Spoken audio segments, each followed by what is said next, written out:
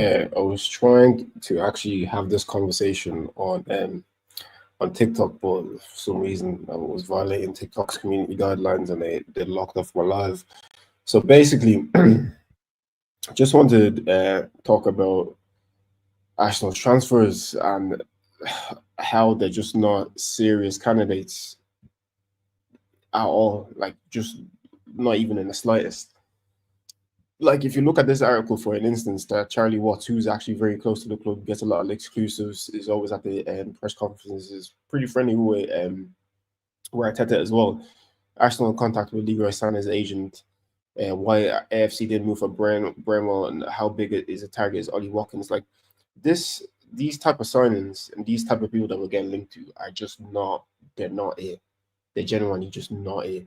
You know what I'm saying? That like Leroy Sané doesn't move me. Leroy Sané is way past it right now.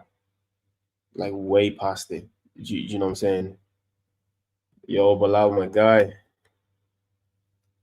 Appreciate you jumping on and tuning in on this one as well.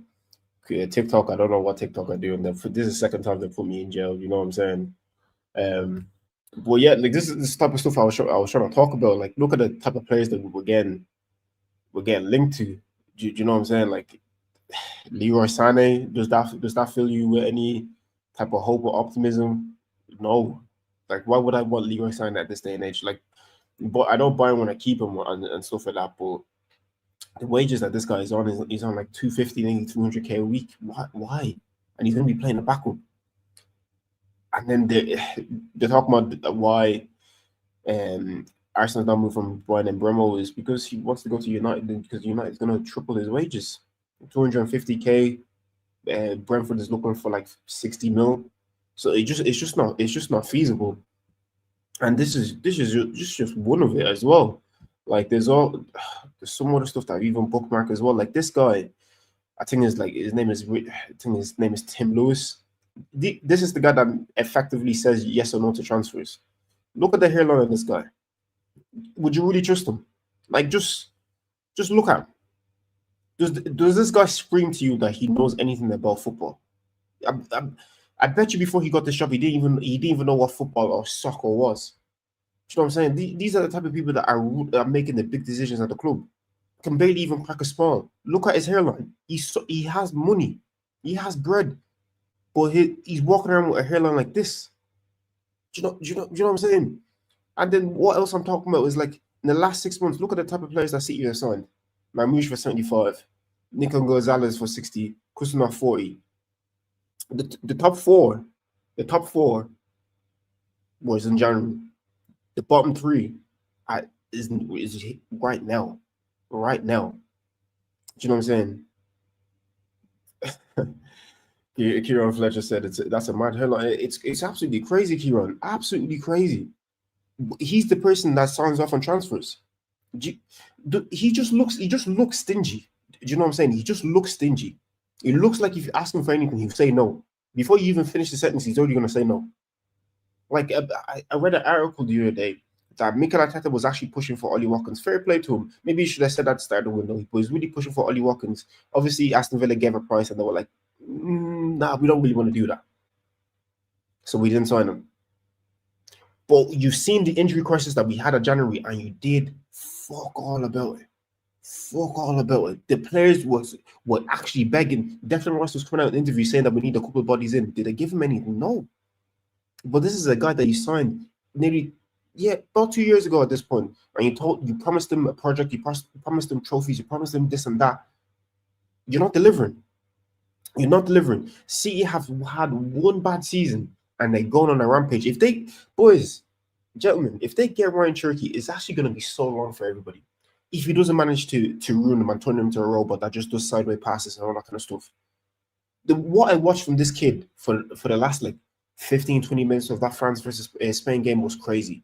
With his first shot, he scored on his left foot, then whipped in a delightful cross. Something that I see Martin Odegaard do all the time, but he done it so effortlessly. Floated it on Colomani's head. All he just had to do was just nod it down. In between two defenders as well. If they get this kid, it is long for everybody. Why is Arsenal Football Club not linked with this kid? Why? He can play anywhere out between the forward line. Do you know what I'm saying? And we're not all over that. Why? Genuinely, why are we not all over that? Why are we not all over that? The club lacks some serious ambition, and they're looking to sign Kepa as well. They want to sign Kepa as well, and I think they will do it. I think they will do it because it will be cheap, and we know how much Arsenal Football Club will love penny pinching as well. And if we sign Kepa, that'll be 3 straight transfer windows in a row that we would have signed a Chelsea player. Why are we doing stuff like that? Are we the big boys of London? Or is Chelsea the big boys of London? Because they'll use these players, use them, win a couple of trophies with them, and then just bin them and discard them. And then Arsenal Football Club is always the first in line to take them. Why? Like, how they even got to Raheem Sterling on the final day of the transfer window last year baffles me, because generally there's nobody else that you could have gotten along from any other league, from any other country. It had to be Raheem Sterling from Chelsea. It just had to be him. And even Arteta as well, maybe he might not want him. Why did you come in an interview and said that after one conversation with Raheem Sterling on the phone, you were convinced? What were you talking about? I want to know what you were talking about. Raheem, the dream. Raheem, you're about to see the best of me, Sterling. Didn't even score one singular goal in the Premier League. Not one goal in the Premier League last year. But now we want to go for another Chelsea player, another Chelsea reject. Why? The club is not ambitious. They're just not ambitious. They don't want it bad enough. You talk that you want to win trophies, but you don't act like as if you want to win trophies. Because this is not a club, this is not a signing that a club that wants to win trophies that will make. Yeah, I get it's only 5 million and all kind of stuff, but why are you signing rejects from Chelsea? It's never worked. The only one that seems to be working is Kai Havertz, and that's because he still has Asian time in his hands. We signed a washed Peter Cech. For what reason? We signed a washed William Gallas back in the day. For what reason? We signed a washed David Luiz. For what reason? We signed a washed Willian. For what reason? Even put that guy on like 250, 300k. For what reason?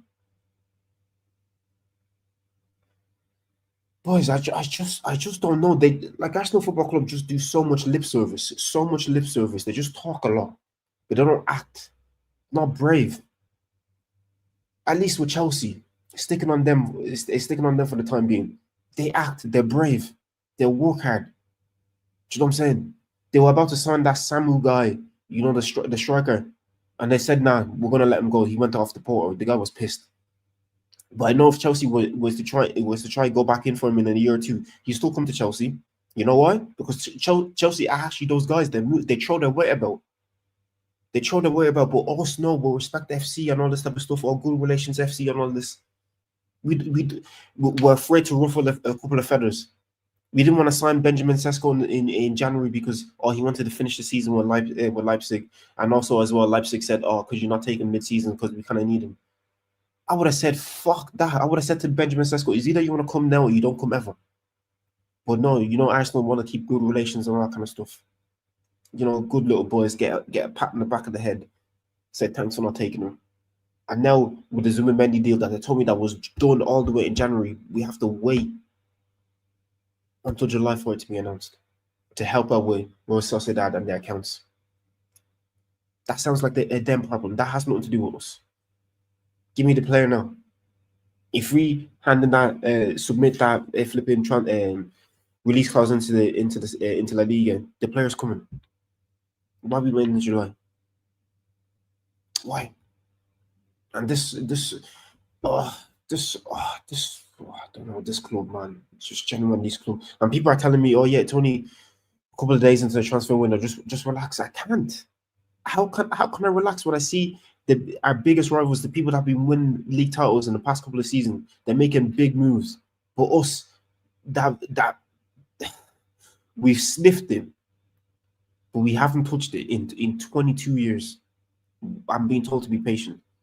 Even Ange Postecoglou, even to bring Tottenham into it as well, he had the balls to say, yeah, in my second season I win stuff. We all laughed at him. We all giggled and laughed at him.